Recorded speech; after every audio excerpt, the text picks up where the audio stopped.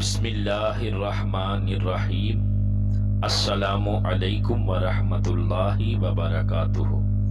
جی تو ناظرین، آج کی جو ہماری ویڈیو ہے وہ بہت زیادہ انٹرسٹنگ ہے۔ ایک بہت ہی زبردست واقعہ، محلے کا عرب پتی مالدار نمبردار مسجد میں جھاڑو لگا رہا تھا۔ اتنی دیر میں مسجد کے امام صاحب تشریف لائے اور کہا کہ نمبردار صاحب، میں یہ کیا دیکھ رہا ہوں؟ نمبردار نے کہا، امام صاحب آپ نے ہی بتایا تھا کہ مسجد کی صفائی کا بڑا ثواب ہے، تو سوچا کہ میں کیوں اس ثواب سے محروم رہوں۔ بس امام صاحب آگے بڑھے، نمبردار کے ہاتھ سے جھاڑو لیا اور کہا، نمبردار صاحب یہ ثواب کسی غریب کے لیے چھوڑ دیں، اللہ نے آپ کو مال و دولت دیا ہے، آپ کا کام مسجد کی صفائی نہیں بلکہ نئی مسجد کی تعمیر ہے۔ اگر آپ بھی صفائی کر کے ثواب لیں گے تو مسجدوں کی تعمیر کون کرے گا؟ جی تو ناظرین، یہ واقعہ تھا، یہ آپ نے سنا ہے۔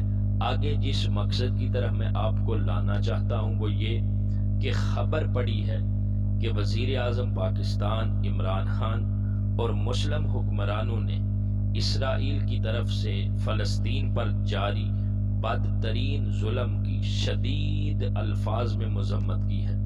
تو ہم بھی یہ کہیں گے کہ خان صاحب، یہ مذمت والے ثواب ہم غریبوں کے لیے چھوڑ دیں، یہ آپ کے لیے نہیں ہے۔ آپ کو تو اللہ نے کرسی، اقتدار، فورس، دنیا کی بہترین ایجنسی اور اوپر سے نیشنل ایکشن پلان بھی دیے ہیں۔ آپ کا کام مرمت کا ہے، مذمت کا نہیں۔ بسم اللہ کیجئے اور اپنے حصے کا کام کیجئے۔ اللہ کا نام لے کر ظالم اسرائیل کو ایک دھمکی ہی دے دیجئے۔